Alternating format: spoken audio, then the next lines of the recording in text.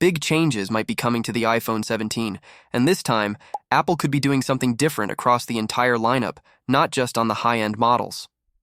A recent report hints at a major update that might finally give users what they've been asking for: a cleaner front screen and a smaller cutout.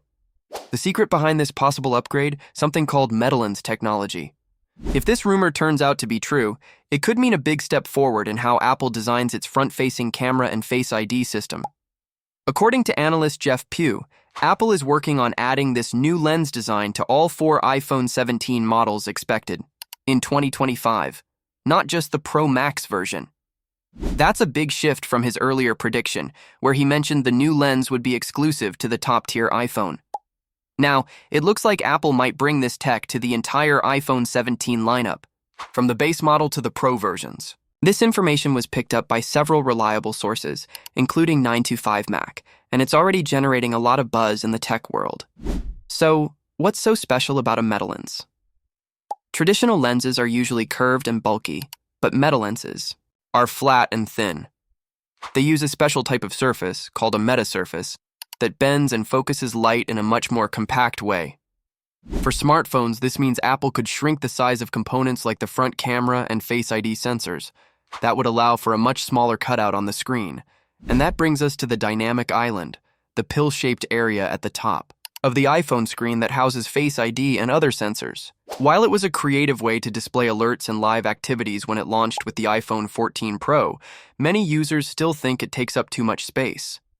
If Apple manages to reduce the size of these components by using metalens technology, the dynamic island itself could also shrink, giving users more screen and a more seamless look. Jeff Pugh's report suggests Apple could use a single metalens to handle both the Face ID transmitter and receiver. This would allow Apple to combine parts and make everything more compact. While we don't yet know the exact size of the new cutout, even a small reduction would be welcomed by users who prefer a cleaner front display without compromising on features. What makes this rumor even more interesting is that Apple usually saves its latest hardware innovations for the Pro Max model.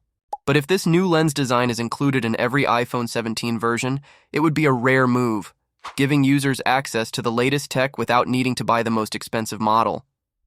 That could be a smart move for Apple, especially as more people look for value across the lineup.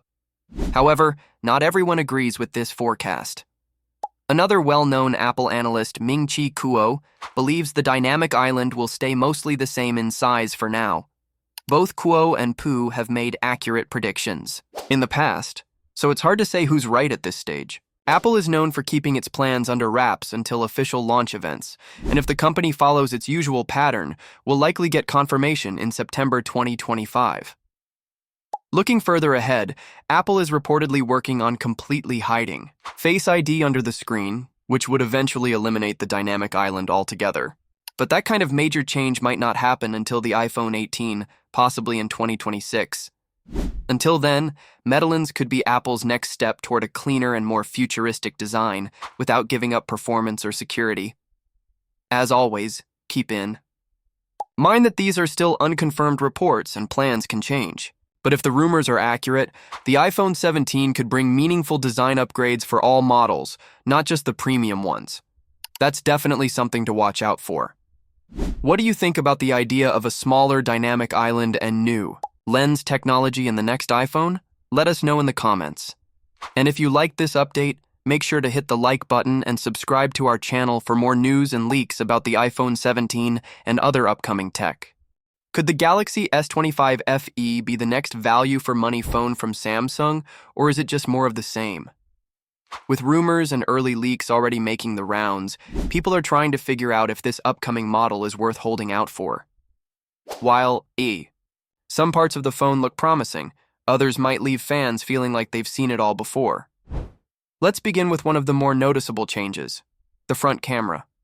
Samsung is likely to bring a 12-megapixel selfie camera to the Galaxy S25 FE, which is the same one featured on the Galaxy S25, S25 Plus, S25 Ultra, and even the S25 Edge. This is a jump from the 10-megapixel camera used on the Galaxy S24 FE. It may not sound like a huge change, but it could lead to better selfies, clearer video calls, and more detailed portraits. But it's not just about the megapixels. Samsung has been improving its camera software and sensors across its newer devices. So even with just a slight bump in numbers, the actual photo and video quality could feel like a real step up, especially if Samsung includes the same processing tech found in its higher-end models. For anyone who uses their front camera AI lot, this update might make a real difference. Now here's where things might not be as exciting. The rear camera setup is expected to stay the same as what we saw on the previous Fan Edition phones. That means the S25 FE could once again come with a 50-megapixel main camera. While this camera is good and also used in the regular Galaxy S25 and S25 Plus, the other two cameras, the ultra-wide and telephoto, are not expected to see any major upgrades. This could be a letdown for those who are hoping for improved zoom or wider shots. It doesn't mean the camera system will be bad, but it might not feel like a big improvement if you already own a recent FE model. Moving on to the processor, and this is still a bit of a mystery.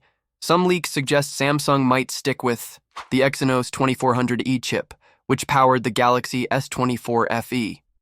If that's the case, it might not go over well with users expecting a more powerful upgrade. While the Exynos 2400E can handle daily tasks just fine, it's not as strong as the latest Snapdragon chips found in other Galaxy devices in select markets. Performance could still be decent for general use, but if you're into mobile gaming or heavy multitasking, this might not meet your expectations. Still, there's time before the official launch, and Samsung could end up using a different chip in certain regions, so nothing is final just yet. As for other important features like screen size, battery capacity, charging speed, and display refresh rate, there isn't much information available right now. Many people are hoping Samsung includes faster charging, a bigger battery, or at least a 120 Hz refresh rate for smoother visuals. These are the kinds of upgrades that could really enhance the everyday experience, but so far, there are no confirmed details. So where does that leave us?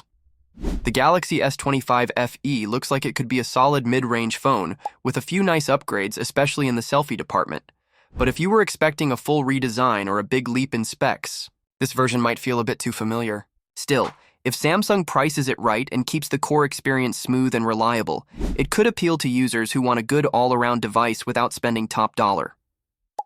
There's still a lot we don't know, and the final version might include some surprises, so if you're thinking about getting the S25 FE, it might be smart to wait for the full reveal.